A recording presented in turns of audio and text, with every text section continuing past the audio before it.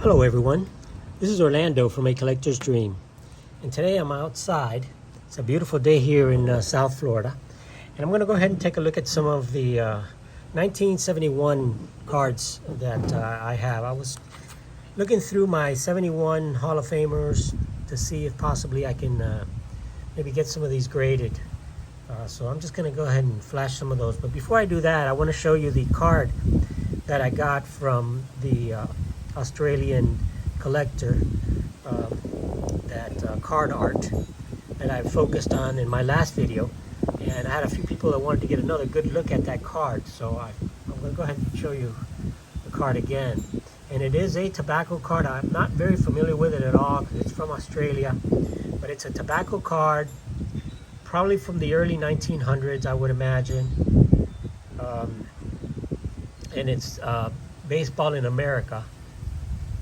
So that's what the card looks like on the front, and of course the back has some back damage, and I don't know much about it, but you can see that it says baseball, America's national game. It's played throughout the country. Immense crowds go to see teams play, and leading baseballers are the highest paid men in the country.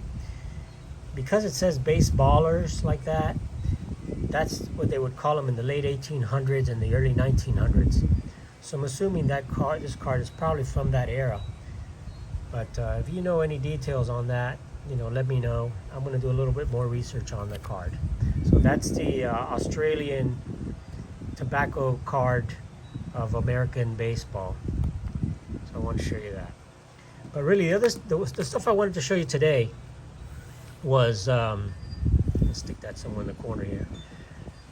The stuff I want to show you today was my 1971 cards, some of the star cards, and I've shown you these before when I showed the entire 71 set, and I had a lot of them graded already, the Nolan Ryan and most of the big cards.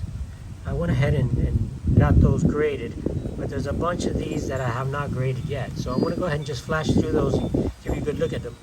And most of these, they're not in great condition because of the centering.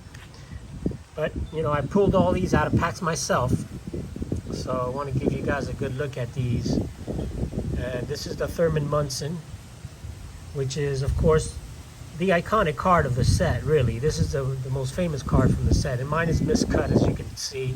Even though the borders are nice and everything, it is miscut. And there's the back of it there. Talks about Thurman Munson, nice sharp borders, but it's miscut. But I did pull these all out of packs myself, so I'm going to go ahead and just kind of put all these out to show you all the Hall of Famers. This is the, some may not be Hall of Famers, just people I pulled out that I liked. Dave Concepcion, Latin player, great Latin player back in those days. Card number 14. So I'm going, that was card number 5, this is card number 14. So I'm going from the lowest numbers, and here's the Reggie Jackson. That's a third-year Reggie, Reginald M. Jackson. So this one's not in bad shape, nicely centered, just got a little chipping on there, but it's still a nice-looking card, and that's number 20 in the set, the Reggie Jackson. I love that yellow uniform that he's wearing there. It looks beautiful. And another A's player, another Hall of Famer, is Jim Hunter, Jim Catfish Hunter. Now that card is a beautiful card. Nicely centered. No chipping on that. Maybe a tiny bit in the corners, but that's probably a good one to grade. That's Catfish Hunter. I'm going to keep these in view for you guys. Next is card number 50, and that's the Willie McCovey card. And that's a beautiful McCovey. A little bit off-centered, but these cards are just so tough to get without the chipping. It's just crazy how these cards, and these were pack pulled, just put in boxes, but just, you can see the edges in the corner just kind of chip a little bit. Basically, just by touching them. Anyway, that's the Pete Rose.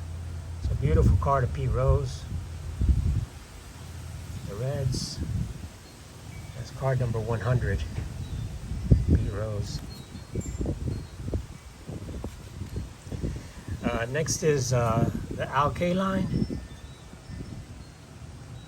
Pretty much Mr. Tiger, and that one's in nice condition, nicely centered, maybe a little bit top to bottom, but about as good as you can get on these. That one maybe is a good one to look at. Here's the Willie Stargell.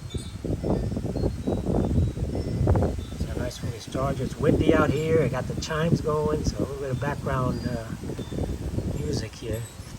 Here's the Rod Carew. It's a nice Rod Carew. And any little cornered thing on these cards will show. You see, any tiny little bit, because the black border is just so beautiful and glossy. But they're just beautiful cards. It is my favorite set from the 70s. There's the Johnny Bench card. It's another nice card. A little bit of chipping in the corner, but you know, it's a beautiful card. It's Johnny Bench, All-Star catcher, Hall of Famer.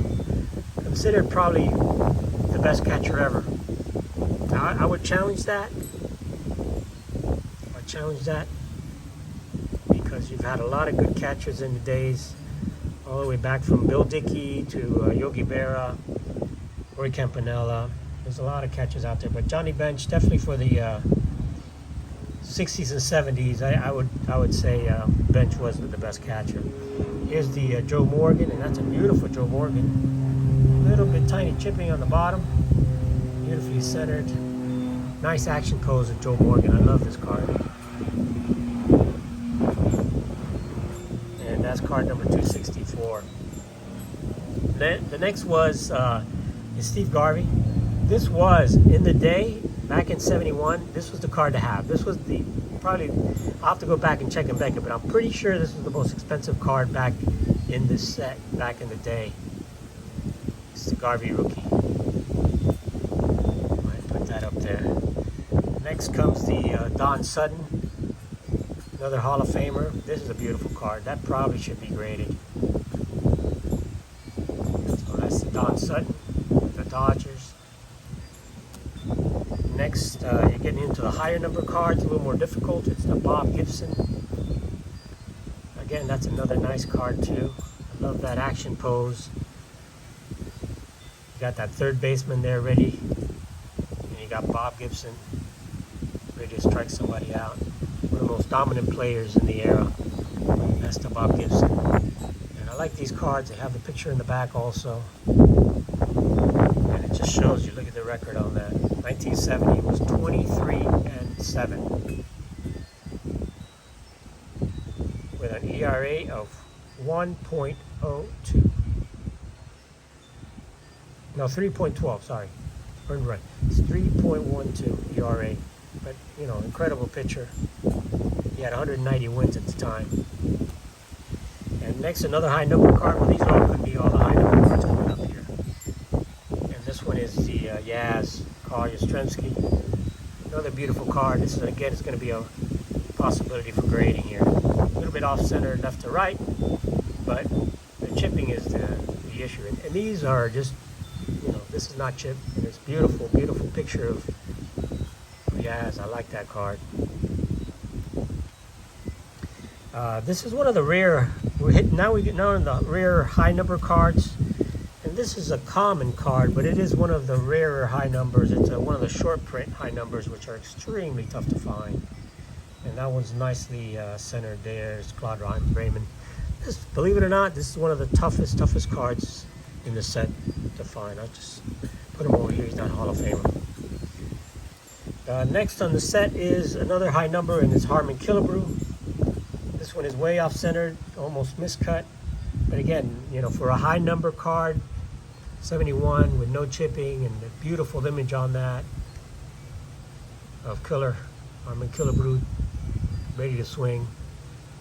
It's a beautiful picture of Harmon Killebrew there. Again, this is card number 550, so these are the high number cards, tougher cards to find. Another one in the high number series is the Orlando Cepeda. Another beautiful card, a little bit off center there, but it's a beautiful card of Orlando Cepeda with the Braves now. Next, another awesome player, Hall of Famer, Lou Brock. And this is a really tough card also. I'm pretty sure there's another one of the short prints, high numbers. And that's a beautiful card. It just has a little chipping on this corner here, but it's a beautiful Lou Brock. And one of my favorite cards in the entire set is the Roberto Clemente. Very tough card to find, especially in good condition. Mine, unfortunately, is in nice shape, but it is almost miscut top to bottom. But it's a beautiful image of Roberto. I love this card. I mean, you know, look at him there, one of his last cards. And it's just a beautiful example with that black border.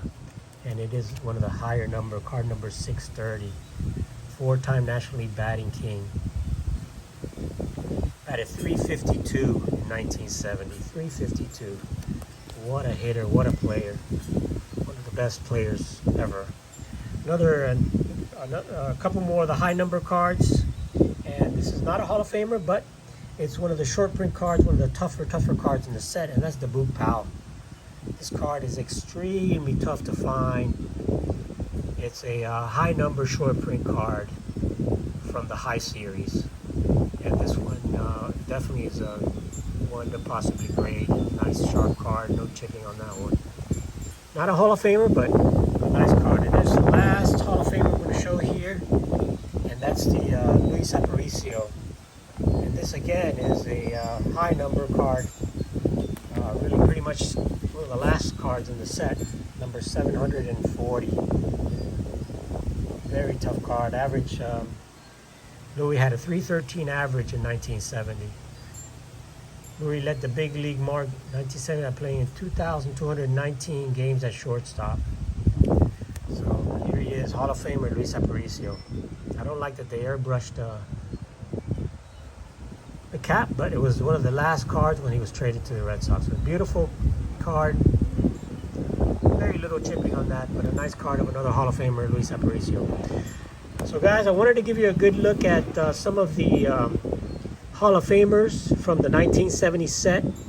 I've shown you all the ones that I've graded already. These are the ones that I have raw. And I wanted you to just take a look at some of these awesome players of this awesome set, my favorite set from the 70s. So thank you guys for watching my videos. This is Orlando from A Collector's Dream. Please like and subscribe, and I appreciate all the comments that you leave me. I truly appreciate your watching my videos. Thanks everyone. Have an awesome day. This is Orlando from A Collector's Dream.